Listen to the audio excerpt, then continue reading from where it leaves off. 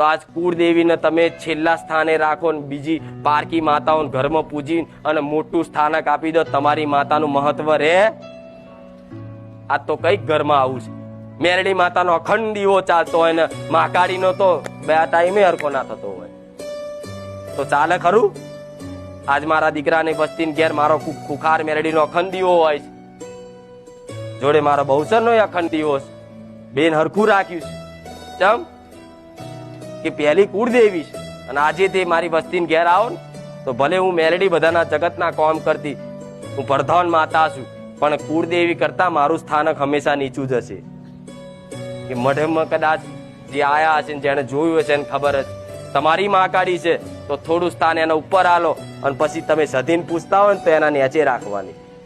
રાજા પ્રધાન જોડે હરખા બેહીએ કે? પણ આ તો તમે તો જો બધાના મઢમાં જોવું છું નામ કરી, તો એક જ મઢમાં ચામુંડા ને મહાકાળી ને હનુમાનજી ને શંકર ભગવાન, શનિદેવ, સાઈ બાબા, તમારી માતાના મઢમાં બેહવું હોય તો એને જેટલું ફાવે ને. પણ તમારું મઢ છે, તમારું મંદિર છે તો તમારી માં સિવાય બીજું કોઈ ના હોવું જોઈએ.